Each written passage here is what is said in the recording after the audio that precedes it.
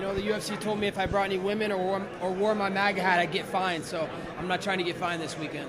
Did they give you a reason why? They just said it wasn't Reebok approved.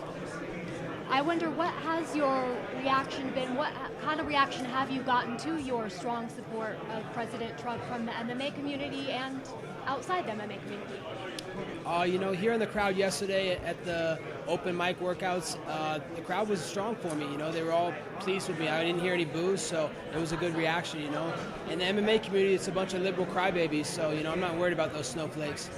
How evenly matched is this fight against Usman? You know, it's not evenly matched at all. You know, it's a matchup of a Division I All-Star versus a D2 scrub. And that is where everybody would say you are so competitive, is in your wrestling abilities. What about on your feet? Who has the advantage and why? No doubt about it. If you watch my last fight versus Ruthless Robbie Lawler, I set a UFC record for strikes on his face, and he's the hardest hitter in the division, you know. Wait till you see what I do to Marty Fake Newsman, who's a bitch. And some might say stamina is going to be the difference maker in this fight. Do you agree with that? What do you think the difference maker will be? Yeah, I agree with that. I think I had the best cardio and the best pace in the world. You know, there's a reason they call me porn star cardio, and you're going to see that Saturday night.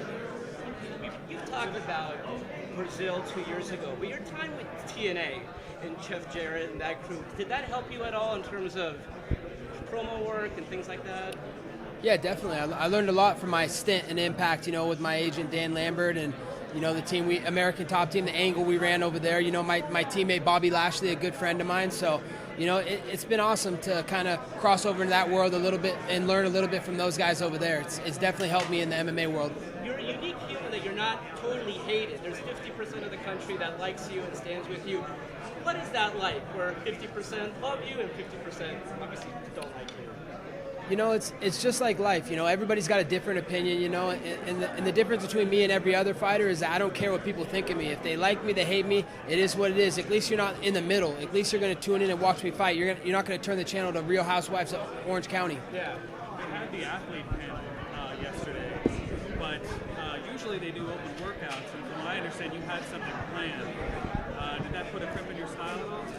Yeah, I did put a crimp in my style. You know, I had a picture of Marty Fake Newsman on a basketball, and I was gonna kick it off the stage, and I don't want to give you the exact skit because I might use it in the future. So, you know, it definitely cramped my style a little bit.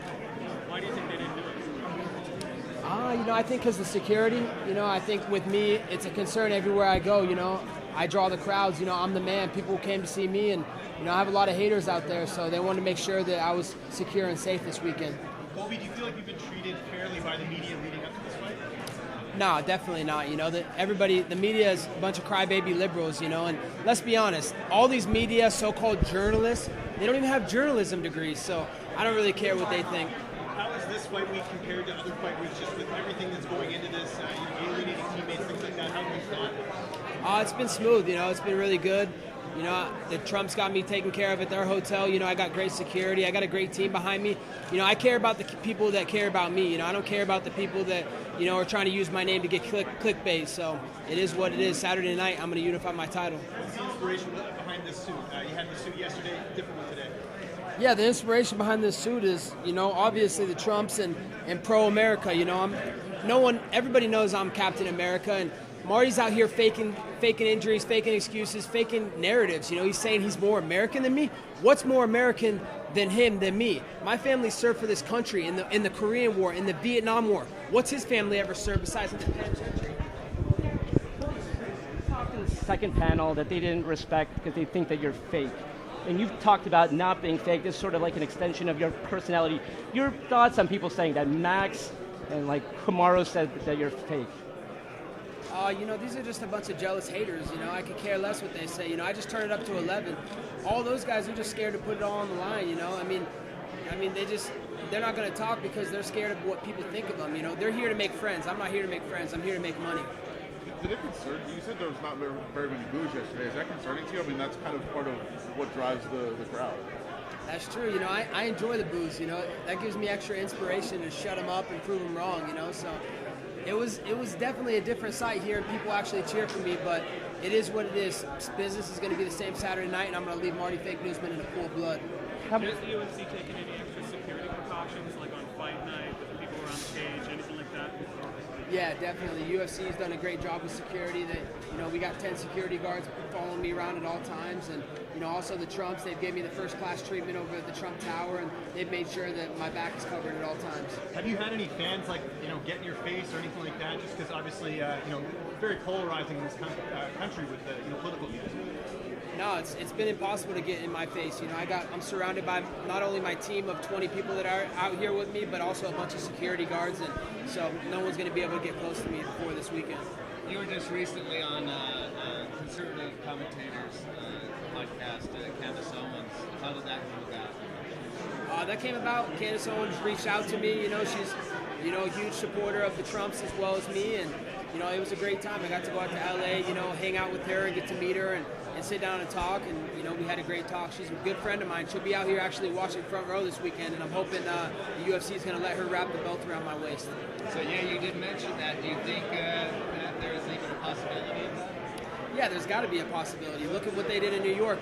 The BMF title, which stands for Broken Mediocre Fighter, which is also a Bernie Sanders participation trophy, they let The Rock pass that out. So if they're letting The Rock pass out belts, fake belts, they need to let Candice Owens pass out the real belt.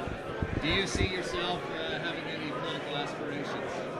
Absolutely. I think after my UFC career, after I go to WWE and win a second world title, I'll be looking to run for office or Congress or something along those lines. When you fight, when you're out there fighting for all of America, though, you want people from all different factions to be behind you? I fight for the troops and I fight for the Trumps, and that's my motivation going forward. You mentioned WWE. How soon could we see you in there? Because you and I have been talking about this for a while. It seems like there has been discussion for quite some time. Yeah, you can see me as early as next summer at SummerSlam. There's been some talks. Might even be on Total Divas one day, and we've had some good talks over there, and I have a lot of good friends over there. Luckily, Kurt Angle might be out here this weekend as well, so I'll be having his walkout music for my fight. So, sooner than later, but first things first. I got to go take care of business this weekend. You've talked about how the UFC and you have a fractured relationship. If you win the belt, do you think they'll try and repair that at all? Yeah, definitely. After I unify my belt, they're going to try and repair the relationship because they know I'm what's good for business. I'm the one that's making money for this company, Marty Fake Newsman couldn't draw money with a green crayon and a piece of paper, so, they know that I'm good for business, and I'm sure they're going to try and repair the relationship after this fight. Where did the fracture come from? It came from them stripping me. I'm the fastest strip champion in the history of the organization, so they stripped me for no reason. I had to get a nasal surgery from their doctors. I went to their doctors and they said I couldn't fight and I had to get the surgery, and then they just stripped me in the fastest, faster than anybody else. So I'm not okay with that. And unfulfilled promises as well. They promised me things many times and they've never lived up to their end of the bargain. So I'm not okay with that. When did they officially strip you? There's been a lot of confusion on that. When that actually happened? It just seemed like one day in the rankings they took you off as interim champion. When did that actually happen? Yeah, supposedly it was supposed to happen in Dallas when Woodley fought Till, but they didn't actually take my name with interim champion and #1 status off until at least 4 or 5 months later, before Marty Fake Newsman was going to fight Tyquil Woodley. So, they're way behind on taking me off the rankings, but it's okay. After this weekend, everybody's going to know who the greatest is. We're all here. Look at how many people are looking at you, interviewing you. In a sense, have you kind of already won in a sense because of how much attention you're getting? And the plan is kind of coming to fruition, isn't it? Yeah, absolutely. Everybody wants to get words from a winner, and that's what I do best. Just like the Trumps, some people are addicted to drugs, some people are addicted to sex, some people are addicted to cheating on their taxes. Me and the Trumps, we're addicted to winning, and people love winners. Is there any benefit to getting along with Dana? Wouldn't it be better for your career to have a good relationship in that respect? Not really, man. We're doing business, man. I'm an independent contractor, man. I'm not an employer. I don't work for the UFC. The UFC works for me.